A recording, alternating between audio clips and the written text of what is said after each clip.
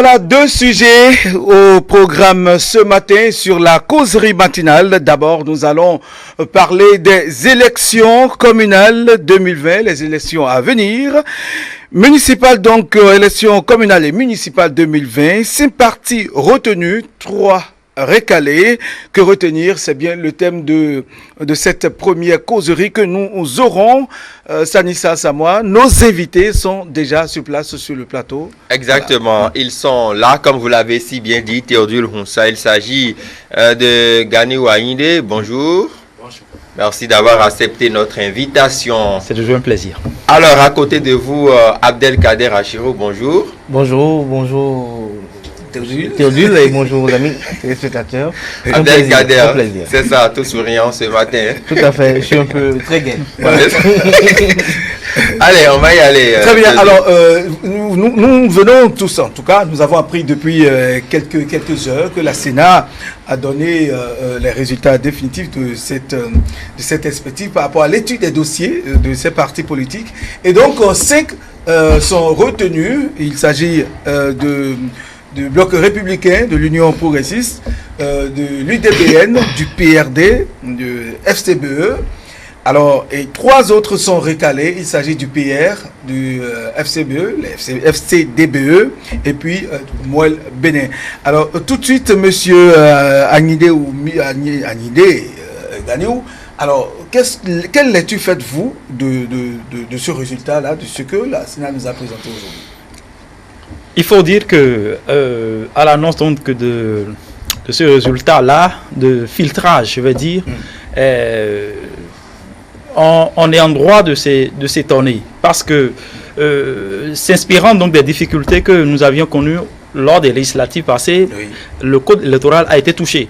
Dans le sens donc de rendre davantage plus flexibles les nouvelles mesures. Donc, un moratoire donc de 112 heures, oui, a été concédé au parti pour corriger donc les défaillances éventuelles que nous pourrions observer dans les dossiers déposés, dans les dossiers de candidature. Malheureusement, donc, après cette échéance donc de 112 heures qui devrait permettre donc à ces partis-là de corriger les dites défaillances, il est regrettable que qu'on observe là aujourd'hui que 3 partis soient recalés. On aurait donc espéré que ces 8 partis-là passent pour que voilà, l'animation de la vie politique soit beaucoup plus dynamique lors de ces élections-là, malheureusement. Mais non. Moi, je vais m'attarder déjà sur les 3 partis recalés. D'abord, oui. Nous avons, je commence par le Mouel Bénin. Qu'il vous souvienne que c'est un parti c'est le premier parti qui, après les déconvenues de législatives, s'est projeté déjà dans les communales. Donc on devrait s'attendre que ce parti-là puisse passer parce que l'objectif a été annoncé depuis. Et vu le mode opératoire de ce parti-là qui a procédé même pas appel à candidature pour recenser les candidats devront compétir sur sa liste, on se demande qu'est-ce qui a pu bien se passer? Oui, appel à candidature, vous savez, le Mouel Bénin a fait un appel à candidature et ça dit qu'ils n'ont pas reçu assez de candidatures parce que la Sénat Non, les greffes pour... On attend parce que avant de venir sur ce plateau ce matin, j'ai appelé donc quelques éléments de ce parti-là pour avoir avec précision les motifs donc de ce rejet-là, oui, mais jusque-là, j'ai pas encore reçu une information crédible. Donc, pour ce que le président de la Sénat nous a servi, c'est dire que certains dans les dossiers, il y a pour certains candidats, il y a des pièces qui manquaient. Oui, absence de pièces dans plusieurs dossiers de candidature, absence de dossiers de certains candidats, ainsi de suite, en tout cas. Et c'est là où on s'interroge. Oui. Qu'est-ce que les états-majors de ces partis-là ont pu faire pour que, même après les 112 heures données pour rectifier les choses, qu'on en arrive là, c'est une désolation que de voir un parti comme celui-là qui incarne la jeunesse ne pas participer. Merci à vous, Ganiou Aïndé. Nous allons écouter Abdelkader Achirou, les 3 partis qui sont aujourd'hui récalés. Alors, quelle lecture vous faites de cette situation quand même qui touche plus d'un? Qui touche plus d'un, je tiens d'abord à rappeler aux amis téléspectateurs qui nous suivent en cet instant précis ce matin, qu'il y a la Commission électorale nationale autonome Sénat qui a délibéré suite après moult études des différentes déclarations de candidature qui ont été déposées à son siège dans les conditions que nous savons et que nous ne voulons plus rappeler ce matin. Oui. Mais il se fait qu'il y a 5 formations politiques qui sont en mesure de participer aux prochaines élections communales et municipales prochaines, à savoir Bloc républicain, BR, Union progressiste UP, Force Cori pour un Bénin émergent FCBE. Nous avons également l'Union démocratique pour un Bénin nouveau UDBN et le Parti du renouveau démocratique PRD.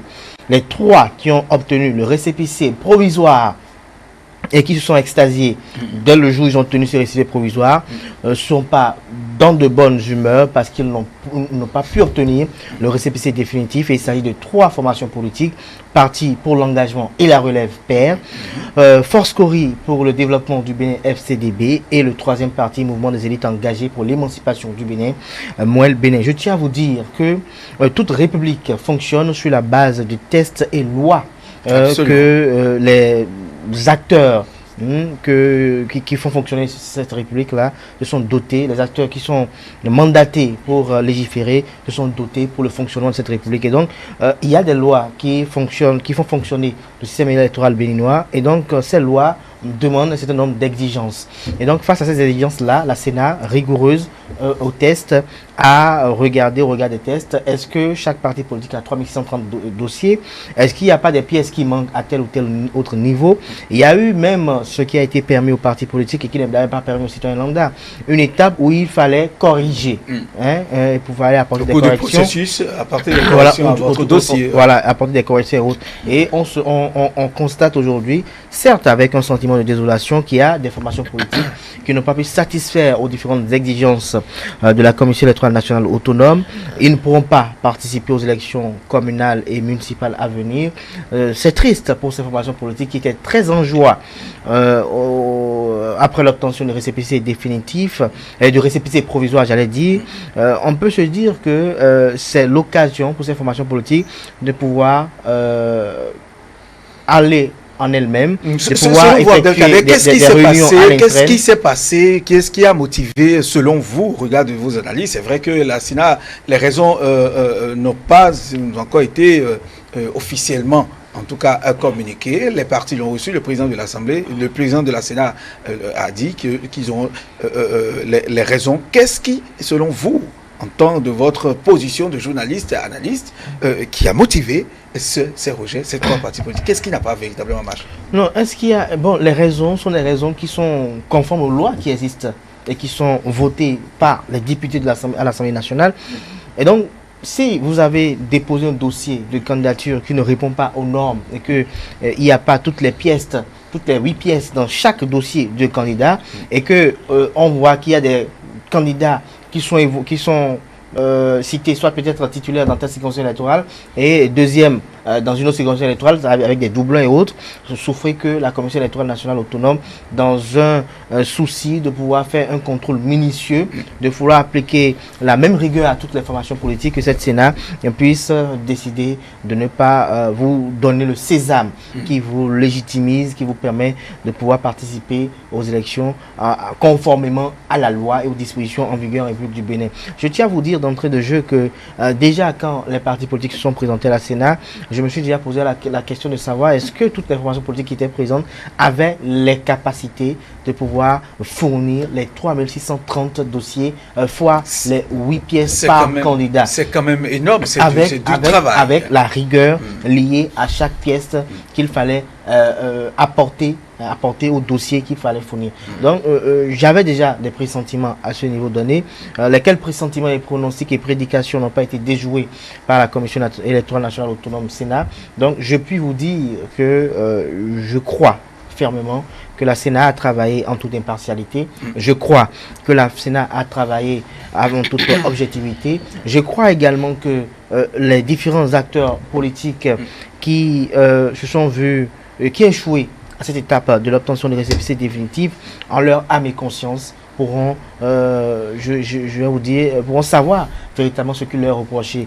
J'ai eu à le dire déjà sur ce plateau, avant peut-être de clore ma première intervention, que pour avoir été à la Sénat, j'ai vu des formations politiques, le Bloc républicain et l'Union progressiste, se présenter à la Sénat. Et je peux vous dire que l'UP, le Bloc républicain, FCBE, n'ont pas passé 24 heures dans l'enceinte de la Sénat pour leur dépôt de dossier. Et donc, à ce niveau, ça prouve que il y a un certain sérieux, il y a une certaine organisation, il y a une certaine, je dirais, hégémonie qui se manifeste à ce niveau. Parce que si vous n'êtes pas présent sur dans toutes les 77 communes du pays, si vous n'êtes pas présent dans tous les 546 arrondissements du pays, avec des militants qui vous font des rapports au fur et à mesure en ce qui concerne la collecte des dossiers, et que c'est vous, le chef du parti politique, qui devez vous engager dans la collecte des dossiers dans les 546 arrondissements du pays, je crois que ça posera un véritable problème. Et que, étant seul dans cette tâche, vous ne pouvez pas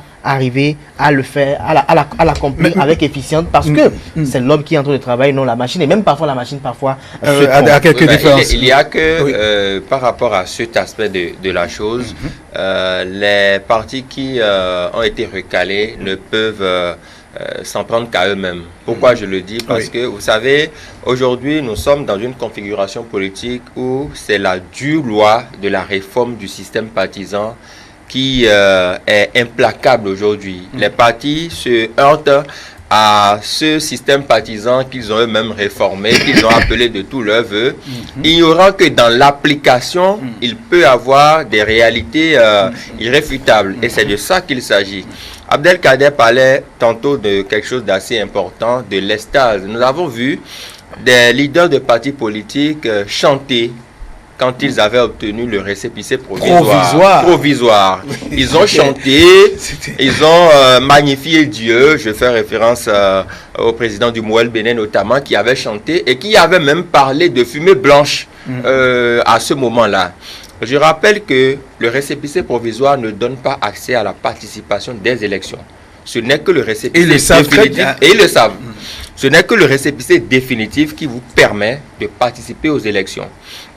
Alors, quand par la suite la Sénat a convoqué les leaders de partis politiques pour leur donner 72 heures pour intégrer les corrections, j'étais déjà sceptique. Je me dis, mais sur 3630 dossiers, intégrer plusieurs corrections, parce que les corrections, pour les notifications de correction, certains avaient des cantines, d'autres avaient de petits catables. Donc, on se disait, est-ce qu'en 72 heures, ils pouvaient quand même intégrer toutes ces corrections et revenir? Et je faisais même un plaidoyer, je demandais même aux responsables de partis politiques d'aller très vite à la Sénat dès le premier jour, d'intégrer ce qu'ils pouvaient, et quand il y aurait des manquements, ils pouvaient quand même rester dans le délai des 72 heures. On a vu que même malgré ce délai de 72 heures, des responsables de partis politiques se sont présentés à la Sénat le troisième jour, bien vers la fin du troisième jour. Oui. Alors, si tel est le cas, et qu'aujourd'hui, on en vienne à recaler 3, ils doivent comprendre que la donne a changé. Et par rapport aux élections, désormais, on doit fournir des dossiers irréprochables, des dossiers bien préparés, méticuleux. Et à l'avenir, cela va servir de leçon aux autres formations politiques qui vont naître peut-être bientôt et qui auront envie de participer aux élections. La chose a changé, ce n'est plus comme avant. Et j'espère, comme le président de la Sénat a dit, que ces formations politiques recalées vont mieux se préparer pour les élections parce que ce n'est pas fini. Oui, monsieur. Vous me permettrez, j'entends bien ce qui se dit sur le plateau, mais il faut garder à l'esprit que la loi a disposé que ces partis-là qui sont recalés puissent, selon leur bon vouloir, saisir le juge contentieux électoral. Donc, ils ont cette possibilité. Il faut dire qu'à l'étape où nous sommes, ce n'est pas que ces partis-là sont définitivement exclus du moins ce que la Sénat nous a présenté. Justement, ce n'est qu'une étape. Ce n'est qu'une étape et il peut bien arriver que c'est un de ces partis où ces partis-là puissent saisir le juge du contentieux électoral qui leur donnera raison. Qui sait? Donc, attendons de voir. Oui, par rapport à cet aspect, permettez, la Sénat a fait un travail. Le travail de la Sénat ne s'est pas fait en 24 heures ni en 2 jours. C'est un travail minutieux avec des équipes pour la cause. Et après toutes ces fouilles-là, en tout cas toutes ces vérifications, la Sénat en est arrivé à donner sa décision. Laissez-moi vous dire que toujours au niveau de cette étape, on a vu des responsables de partis politiques qui ont dit, bon, nous on a fait ce qu'on peut, on laisse le reste à Dieu. Quand un responsable de parti politique vous dit ça, ça veut dire que en lui-même, il y a une part d'incertitude. Il sait que ce qu'il a fourni n'est peut-être pas bon, mais il laisse le soin à Dieu, à une certaine providence de l'aider qui vont échapper. Exactement. Alors qu'on n'est plus à l'heure des erreurs mineures ou des erreurs majeures. Voilà. Alors, nous sommes à l'ère des constatations et des résultats. Monsieur Ganiou Aïndé, dites-nous, on a vu certains partis politiques transformer la cour de la Sénat en leur état-major, en leur bureau, où c'est en ce moment qu'on est en train de remettre les dossiers en ordre, de fouiller. Alors, quelle analyse faites-vous de ce comportement? Et pourtant, 112 heures ont été données pour corriger tout ceci, pour leur permettre en tout cas d'être ou pas. Et on transforme la cour de la Sénat en des bureaux de constitution des dossiers, alors qu'il n'en est pas, c'était pas le cas. Vous savez, moi je suis très heureux qu'on découvre ces genres de choses. Parce que ça voudra dire que lorsque la loi a été faite, on n'a pas forcément tenu compte peut-être des réalités. Et que c'est pas dans la mise en œuvre, donc on observe que même les 112 heures données véritablement ne sont peut-être pas suffisantes pour ajuster les choses. Et il faut dire aussi que la période dans laquelle nous nous trouvons peut-être peut servir de situation atténuante, parce que avec l'épidémie là, les dispositions, la célérité qu'on doit observer au niveau même des équipes de la Sénat pour traiter ces dossiers là peut ne pas être ce qu'on espérait. Donc si on devrait prendre en temps normal 1 heure pour traiter un dossier, peut-être qu'on en prendrait peut-être 1h30, 2 heures. Donc tout ça là. Maintenant, l'idéal c'est d'avoir des élections dans ce pays là où les partis politiques seront vraiment prêts. C'est-à-dire qu'on donne un délai et les gens viennent avec les dossiers bien faits, suivent la loi et déposent sans qu'il y ait de trucs là. Justement, est-ce que cela ne veut pas dire que ces partis politiques visiblement ne sont pas encore à même de participer aux élections, ou bien de respecter la charte des partis politiques pour être véritablement présents? Nous autres observateurs de la vie politique, dans notre posture, on peut opiner facilement et dire que puisque ce sont des partis qui veulent gagner le pouvoir, qui veulent les essais, nous autres, on peut être plus exigeants vis-à-vis d'eux en estimant que ils doivent tout faire, quelles que soient les difficultés, les exigences, ils doivent tout faire pour se mettre à la hauteur donc de ce qu'on leur propose. Très bien. Sauf que c'est dans dans la pratique qu'on observe les difficultés. Moi, je ne donne pas ces partis-là. Si des partis ont pu déposer le dossier, si des partis ont pu se faire valider, se faire qualifier pour la suite du processus, ça suppose que les autres partis également pouvaient faire plus d'efforts que cela. Et donc, moi, c'est une déception que de voir, malgré que nous ayons touché le code électoral, malgré que des ajustements aient été faits, que nous en soyons encore à cette étape-là où des partis sont recalés, malheureusement. Et vous savez, la réforme du système partisan, en haute visait le renouvellement de la classe politique également. Mais pour ce qu'on observe là aujourd'hui, avec certains nouveaux partis qui pouvaient participer donc à ce objectif-là, les voir recaler, ça fait mal, parce que on veut qu'il y ait de nouvelles dynamiques, de nouvelles énergies qui pourront permettre à ce que la vie politique soit autrement animée dans notre pays. Je reformule la même question à notre ami Abdelkader Achirou. Trois partis politiques recalés qui ont certainement transformé la cour de la Sénat en des bureaux pour constituer des dossiers. Est-ce à dire que ces partis politiques ne sont véritablement pas prêts, ils ne peuvent pas se conformer à la nouvelle charte des partis politiques? Est-ce qu'ils ont été véritablement recalés, n'ont pas pu franchir le cap de récépissé définitif conformément aux dispositions prévues par les différentes législations qui régentent l'organisation des élections communales et municipales désormais au Bénin. Alors, je tiens à vous préciser quelque chose d'entrée de jeu. Ça va vous paraître peut-être banal, mais depuis 2017-2018, où les leviers ont été actionnés pour l'effectivité de la réforme du système partisan et d'un nouveau code électoral, il y a bon nombre d'acteurs politiques qui n'ont pas compris les enjeux. Il y a beaucoup d'acteurs politiques qui, depuis longtemps, ont toujours appelé à des réformes qui puissent promouvoir l'existence et l'omniscience de partis politiques d'envergure nationale qui soient représentés dans les 12 départements du pays et qui puissent avoir des ramifications dans les 546 arrondissements que comporte le pays. Et donc, une réforme a été initiée dans ce sens. Elle a été approuvée par la classe politique, laquelle réforme arrivée au niveau du Parlement a fait l'objet de différents séminaires parlementaires et qui a été finalement validée par l'institution parlementaire du pays. Et donc, à l'issue de cela, il y a eu une première expérimentation que sont les élections législatives. Et donc, il y a eu beaucoup de grincements de dents. Et comme à l'habitude, les acteurs politiques jouissent toujours de privilèges, jouissent toujours de situations atténuantes, on a décidé de retourner à l'Assemblée nationale par le biais d'un dialogue politique qui a eu lieu et du dialogue politique au cours duquel toutes les composantes de la classe politique, que ce soit formation politique se réclamant de la mouvance présidentielle, que ce soit formation politique se réclamant du centre, comme on l'insinue, et formation politique se réclamant de l'opposition politique au pouvoir du président Patrice Talon. Et donc, consensuellement, des dispositions ont été arrêtées et cela a été validé à nouveau au niveau de l'Assemblée nationale 8e législature. C'est pour vous dire que, pour ma part, il ne devait pas y avoir péril dans la demeure. Quand on estime qu'il y a de jeunes partis politiques, je suis jeune également, il y a de jeunes partis politiques et qui n'ont pas pu franchir le cap, je tiens à vous préciser quelque chose, que ces réformes sont venues mettre fin à l'opportunisme politique.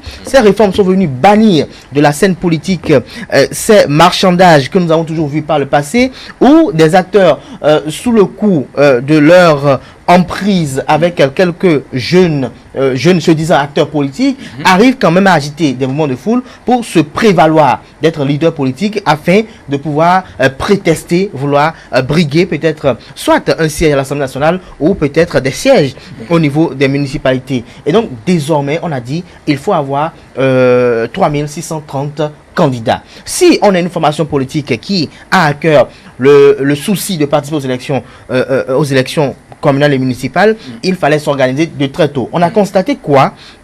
Que la plupart des partis politiques ont attendu que le corps électoral soit convoqué. Et bien que le corps électoral soit convoqué, on a constaté que la plupart des partis politiques ont attendu les dernières heures, les derniers jours, les dernières semaines avant de s'activer sur le terrain pour la collecte des dossiers de candidature. Et donc, au niveau de la Sénat, pour avoir été véritablement difficile, et je vais rentrer un peu dans les détails, même si je vais trahir quelques évidences, il y a des formations politiques. Vous voyez par exemple quelqu'un qui dit qu'il est candidat peut-être à Cotonou, mais qui a toutes ses pièces légalisées à Parakou et qui vous savez, il y a eu beaucoup d'incohérences. Je ne suis pas membre de la Sénat, je ne suis pas agent de la Sénat, mais je pense que le président Emmanuel Tiendo a eu à faire le point par rapport à cela. Et en toute honnêteté, ils pourront vous le dire. J'ai été à la Sénat, j'ai eu à le dire la dernière fois, que nos acteurs politiques, n'écoutons pas trop ce qu'ils disent, mais suivons ce qu'ils font. Regardons ce qu'ils font et à travers cela, essayons de déduire la vérité. On a vu des leaders politiques nous dire, le jour où ils étaient venus, ils étaient attendus, où la Sénat devait fermer ses portes à 0 heure, nous dire qu'ils étaient arrivés à la Sénat avec des dossiers clean, nickel, tout au point, et que dès que les agents de la Sénat seront disposés à les recevoir, ils vont effectuer leur dépôt. Mais on a vu qu'il y en a parmi eux qui ont passé au-delà de 48 heures, 112 heures, et même plus, avant d'être conformes, de se conformer à cette disposition. On a vu également, lors de la complétude également, qu'il y a des formations politiques qui ont attendu quelques heures, quelques minutes avant les 18h30, la date, l'heure que s'est fixée la Sénat, pour se rendre au sein de l'institution, pour prendre en otage encore cette institution. Est-ce qu'on va dire qu'on se rend dans l'enceinte de la Sénat pour élaborer encore des dossiers de candidature? Est-ce qu'on va dire qu'on se rend dans l'enceinte de la Sénat pour maintenant chercher comment arranger? On voit même des gens rentrer dans l'enceinte de la Sénat. Je ne vais laisser aucun parti politique parce que j'y étais, j'ai vu. Ils viennent dans l'enceinte de la Sénat avec un véhicule, avec une cantine derrière. Je crois que quand je le dis déjà, le parti politique se reconnaît déjà. Et on attend.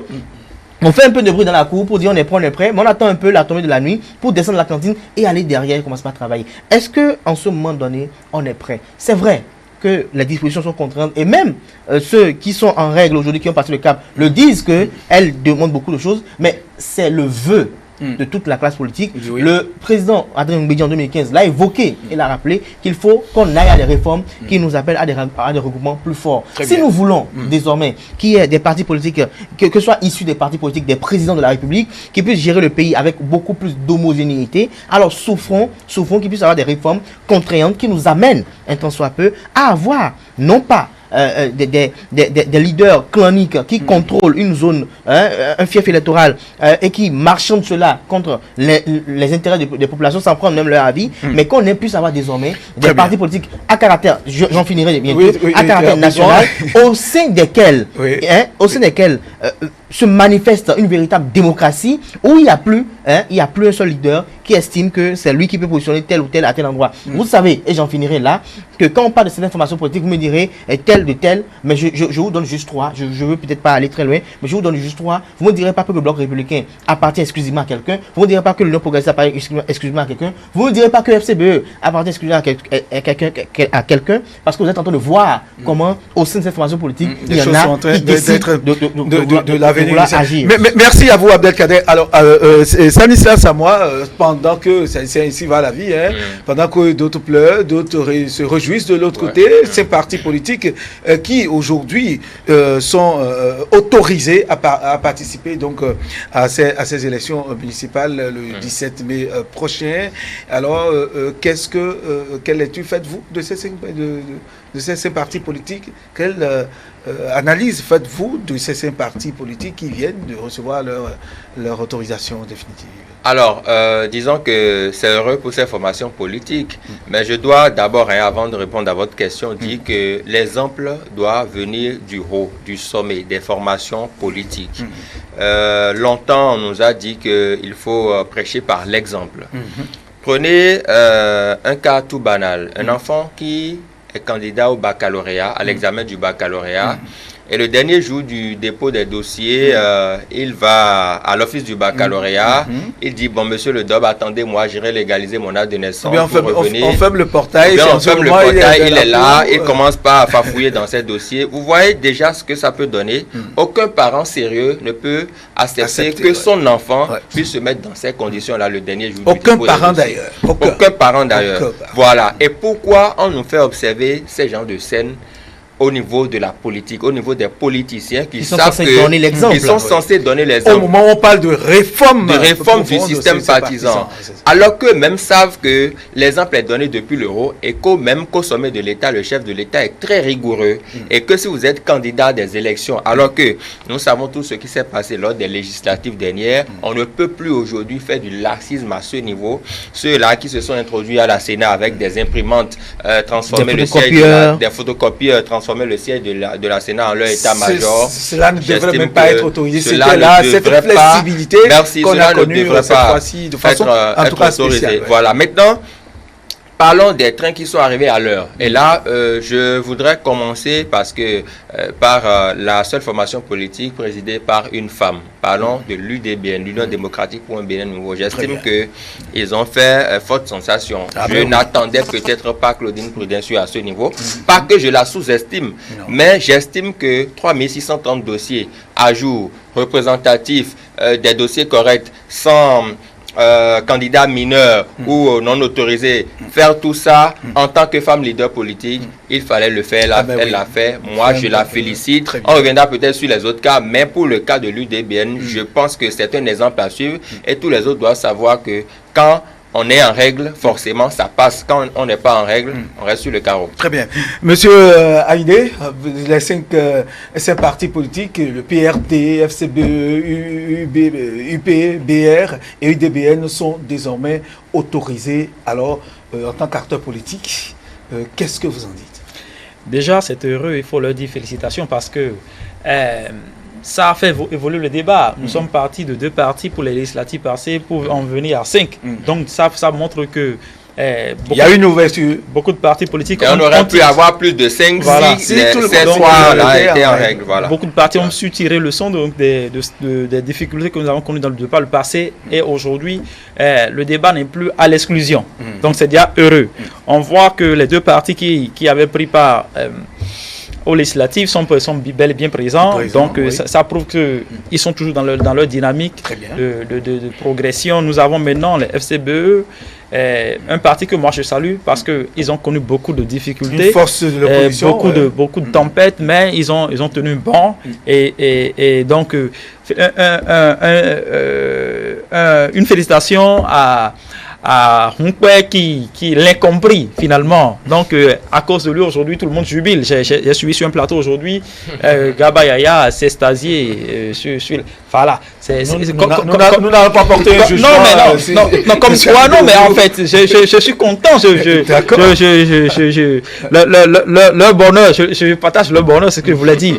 Et puis nous avons, comme le disait Stan à moi, l'UDBN. C'est la preuve que lorsqu'on est déterminé, lorsqu'on sait là où on va, lorsqu'on est organisé, on finit toujours par tirer son épingle du jeu. Donc c'est une dame qui gouverne un parti et qui arrive donc à participer à ces élections que nous savons combien exigeantes en termes de procédure, d'un certain nombre de dossiers à satisfaire. Et puis nous avons le PRD national qui revient finalement au devant le PRD. Tu vois, c'est tous les partis politiques aujourd'hui. Oui, je sais, c'est une façon oui, c'est à dire que c'est. J'ai vu lors du récépissé provisoire, je les ai vus vraiment tendus. Vraiment tendus et c'est l'avoir reçu était un ouf de soulagement et ils ont confirmé que oui. C'est un parti sérieux qui ne veut pas se disparaître, donc ils ont fait les efforts nécessaires. Donc je crois que désormais, si on attend forcément on s'attend que les autres partis recalés peut-être saisissent la Cour suprême, mais on sait que c'est autorisé officiellement. C'est pour dire que on a désormais le champ ouvert pour la compétition et elle sera âpre, elle sera dure parce que sur le terrain aucun cadeau ne sera fait à aucun parti. Alors ces partis politiques qui ne vont pas, en tout cas très bien connus, qui ne vont pas en tout cas s'amuser sur le terrain. Ils ne vont pas se distraire. Mais avant de revenir beaucoup plus aux perspectives d'avenir pour ces 5 formations politiques, je crois que c'est le moment de saluer quand même le leadership de Abdoulaye Biachane, premier secrétaire général national du parti politique, du général Robert Guian, de toute sa suite, à savoir l'honorable Adam Bagoudou et bien d'autres qui ont effectué les différentes tractations, les différents va-et-vient pour que ce soit à la Sénat, au COSLEPI, sur nos jeunes de Soumo également pour obtenir satisfaction aux différentes... Jean-Michel Abimbola, tout ce monde. Il y a également au niveau de l'Union progressiste, la seule que nous avons vue d'ailleurs, au front, Christelle Roudonbo, directrice de l'administration du parti politique. C'est le moment de saluer quand même, parce que je crois que les militants doivent être heureux, mais ils doivent saluer également le dynamisme dont a fait preuve également cette femme qui était seule, que ce soit à la Sénat, au COSLEPI, pour essayer de satisfaire aux différentes exigences. C'est vrai qu'elle l'a pas fait seule. Ça ne veut pas dire qu'elle a fait le travail seule. Il y a toute une équipe derrière. On dit qu'elle est directrice d'une administration. Donc, il y a toute une équipe derrière. Il y a également au niveau des forces Coripoint bien émergents, on a vu au niveau de la Sénat, Paul Hunkwe lui-même en présence, en personne à la Sénat. On a vu également à la Sénat Théophile Yarou, on a vu Garba Yaya et bien d'autres leaders charismatiques des forces Coripoint bien émergents. Et donc, c'est le moment pour les militants à la base de leur décerner un satisfecit. Je n'occulterai pas les différents ténors du Parti du Renouveau démocratique, à savoir le maire de Semek-Moudi, Akadiri et bien d'autres. Il y a également l'UDBN avec sa présidente Claudine Affaire-Prudentiaux, dont Stanislas s'est déjà chargé de lui décerner le satisfecit. C'est le moment maintenant pour les uns et les autres de savoir que rien n'est encore gagné. Rien n'est encore gagné parce que, vous savez, ces élections communales s'inscrivent dans un contexte atypique et je crois qu'il n'y aura pas véritablement de cadeau parce qu'il y aura une épreuve à laquelle les différents partis politiques seront éprouvés, celle de la question de l'obtention des 10%. Et à ce niveau donné, nous allons voir qui des 5 formations politiques, est-ce qu'ils pourront obtenir tous les 10%. C'est vrai qu'ils sont 5 et que mathématiquement, on peut dire que 10% ça va faire 50% et donc ils peuvent se partager cela. Mais quand on sait, quand on voit, quand on observe la configuration, la composition du Parti Bloc Républicain, quand on voit la composition du Parti politique Union Progressiste, quand on voit également la composition de Force Cohésion Bénin Émergent, les trois juxtaposés à la composition du Parti de Renouveau Démocratique PRD et de l'Union Démocratique Bénin Nouveau, je crois que cette compétition, comme le disait tout à l'heure Gagnou Aïndé, elle sera véritablement rude. Parce que quand vous prenez par exemple le PRD qui est toujours présent au niveau de l'OME, n'oubliez pas qu'il y a également cette fois-ci dans l'OME et même le plateau, le Bloc républicain qui est présent, l'Union progressiste qui est présent. Je ne pense pas que c'est Jacques Migan, je ne pense pas que c'est la ministre Adjat Matisse, je ne pense pas encore le ministre Jean-Claude Roussou qui va laisser le PRD lui voler des voix sur son territoire.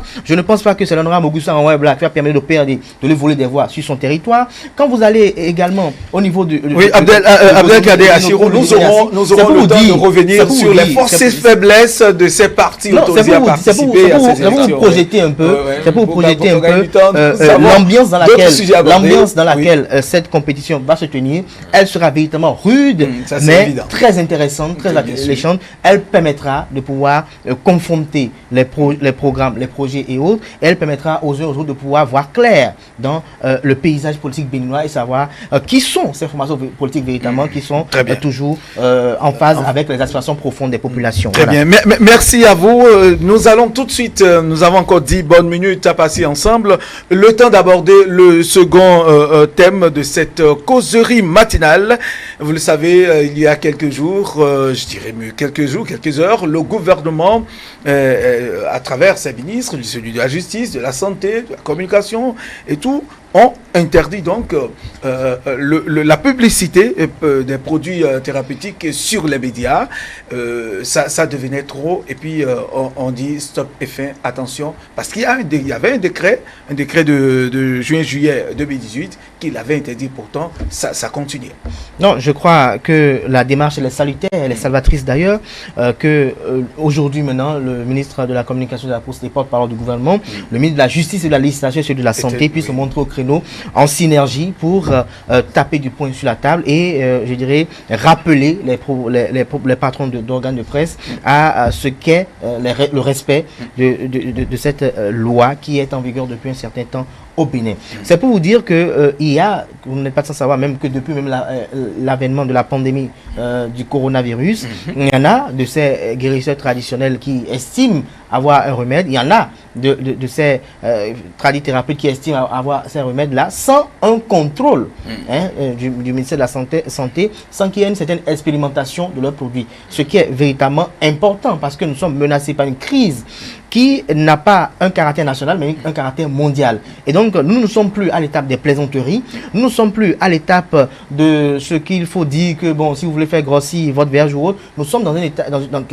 face à un ennemi invisible, mais qui ne menace pas temporairement votre vie, qui ne vous donne pas un mal que vous traînez tout au long de votre vie, mais c'est un ennemi qui arrête votre existence sur Terre, qui vous tue immédiatement. Et donc, face à ce état de choses, cet ennemi qui tue en même temps est contagieux. Et donc, il vous permet de transmettre la mort. Parce que quand on dit, il ne faut pas être uni, il ne faut pas être éternel, il ne faut pas faire ci, il faut faire ça, c'est également vous transmettez la mort à vos amis et autres. Et donc, il était important que pour limiter les dégâts et pour empêcher aux uns aux autres de pouvoir se servir des circonstances actuelles pour se faire un peu d'argent et autres, il faut sévir et empêcher aux populations également de se jeter dans l'administration de produits dont on ne maîtriserait pas cela, afin qu'on n'arrive pas à confondre les symptômes. Très bien. Et confondre également d'autres symptômes liés à d'autres maladies et qu'on ne saurait pas gérer et qui pourraient être également... Merci Abdelkader Achirou. Gagnou Aïndé, voilà, de la publicité, je vais dire, intempestive sur les médias par rapport à ces produits, ces médicaments. Alors, est-ce que vous avez eu un jour le temps de vous poser la question de savoir, mais qu'est-ce que cela veut dire et qu'est-ce que ça peut donner à la consommation? Est-ce que ça a été contrôlé et tout? Déjà, ce qui se fait aujourd'hui, la sortie des ministres, c'est une conjoncture d'événements. Hein, nous sommes dans une période donc de pandémie, et donc peut-être que ça permet aujourd'hui de hausser le ton et puis d'arrêter la bêtise. Maintenant, oui, des gens, à la limite, ils sont beaucoup parmi ces gens qui viennent sur les chaînes sont assimilés peut-être à des vendeurs d'illusions, parce que vous envoyez qui vous disent il suffit simplement de porter une bague et puis des tradithérapeutes et puis je vous assure, les Béninois en raffolent. J'en connais qui ne ratent jamais ces programmes-là, parce que les difficultés, on se sert donc du désespoir des populations pour agir. Mais il faut garder à l'esprit également que ces gens-là, ce n'est pas tout ce qui est proposé qui est mauvais. Parce que non. Savoir si c'est mauvais, lequel est mauvais, ce qui se passe là, c'est la défaillance de l'État qui a conduit vers ça. Si l'État central avait déjà une structure de contrôle... Il y avait déjà, bien avant, le gouvernement passé l'avait déjà interdit. Je parle même pas de l'interdiction. Je dis s'il y avait une structure de contrôle pour que un tradithérapeute, avant d'apporter un produit au devant de la scène, puisse passer par le biais donc de cette cellule-là pour validation. Je crois savoir qu'il y a une commission, il y a un contrôle, un service par rapport à ça au ministère de la Santé. Qui faisait. J'en finirai là-dessus. Donc c'est pour dire que si l'État, quand on dit l'État, c'est une continuité. Si l'État avait pris toutes les dispositions, peut-être que ce laisser aller qu'on a observé, ce qui fait, j'ai l'impression que aussi ça profite beaucoup aux médias également, parce que c'est des contrats qui sont signés, et donc malgré la loi, on ouvrait les... Non, c'est malgré la loi,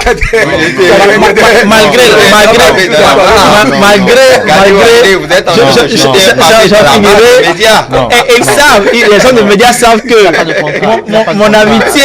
mon amitié pour eux n'est pas marchandée. Mais dans le cas d'espèce, l'État a bien fait, a vu juste par ces temps de pandémie, de sortie, et puis de mettre chacun au devant de ses responsabilités. Espérons que, même sorti de cette pandémie, de cette période de crise, que désormais la rigueur continue. Nous voulons des produits de la tradition qui soit efficace. Mais il faut déjà contrôler, certifié, et donc nous pouvons aller les chercher, les utiliser avec une posologie bien déterminée. On vous donne un produit, il n'y a même pas de posologie, et les gens en consomment, et après vous les voyez donc au CNHU, et ça développe d'autres maladies, des dialysés dans tous les sens. Par rapport à ça, il y a que, vous savez, les médias ont toujours leur rôle de quatrième pouvoir. Et quand nous donnons une information, quand elle tombe dans l'opinion publique, c'est que l'information, elle est vraie, elle est prête à être prise comme parole d'évangile, elle passe dans l'opinion.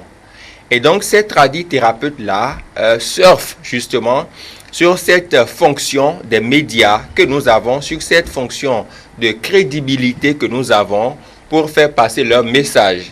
Mais alors, ils font de nous des co-auteurs de leurs mauvais actes, si entre-temps mauvais actes il y avait.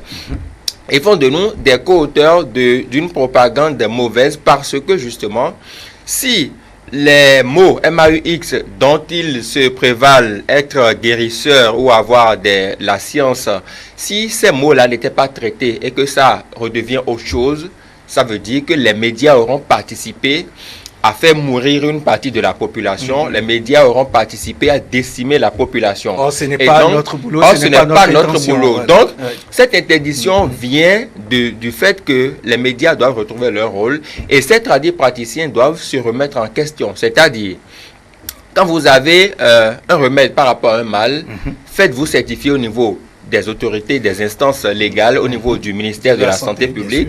Et je vais même vous dire que notre compatriote Valentin Agon, puisqu'on parle de la pandémie du Covid-19, il n'est pas praticien, c'est un chercheur. Tout le monde sait qu'il a des résultats. Mais par rapport à l'une de ces recettes qui aurait satisfaction au Burkina, le gouvernement a dit qu'il est en train de suivre de près et attend des validations avant de faire recommander ça. Ça veut dire que même si lui malgré toute sa crédibilité, on attend qu'il se fasse valider. Qu'en est-il des thérapeutes dont on ne connaît ni l'origine ni la science?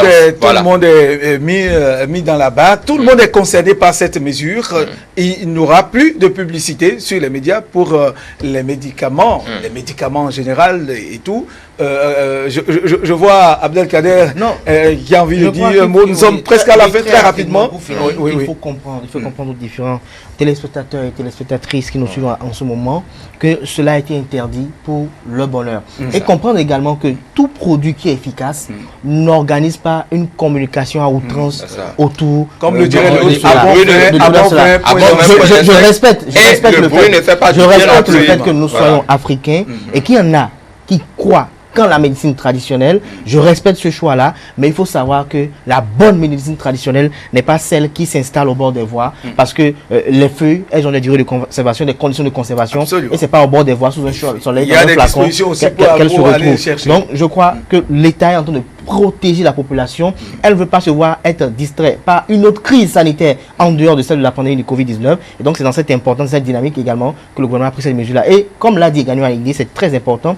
Il faut que cette mesure et une certaine batterie de mesures qui ont été prises en ces moments de pandémie contre le Covid-19 soit maintenue même après la pandémie du Covid-19 pour que nous puissions renouer avec des commodités normales, avec un certain nombre de choses qui nous garantissent quand même une certaine santé. Parce que, comme l'a évoqué tout à l'heure mon vis-à-vis, j'en finirai là, il y en a de ces soi-disant ou prétestants tradithérapeutes qui se servent du malheur des populations, qui se servent de la naïveté des populations, qui se servent de la misère des populations, parce que les populations ont peut-être un problème, un mal, et qu'elles ne peuvent pas se rendre à l'hôpital parce qu'elles ont peut-être manque de moyens ou autre, qui se servent de cela. Vous les voyez déjà à mettre, d'autres même ne vont même pas dans les médias, vous les voyez peut-être dans le feu, on met des pancartes, on met, voilà, remèdes contre ci, contre ça, contre la conservation et autres. Et les populations, dès qu'elles se retrouvent là, elles disent, ah tiens, c'est à 500 000 francs. Vous imaginez combien de 500 000 francs il va collecter là, à ce niveau? À ce carrefour, après il continue à ce carrefour, alors que trois ou quatre carrefours avant la fin de la journée. Se dit, ah, si je me rends en pharmacie, le médicament à tel prix, ah, j'ai mal de 500, c'est très bien. Et vous voyez, ils ont ce style de rédaction qui, si vous êtes véritablement pris en otage par ce mal-là, vous êtes forcément obligé, contraint parfois d'appeler pour dire, bon, je vais voir ce qui se passe.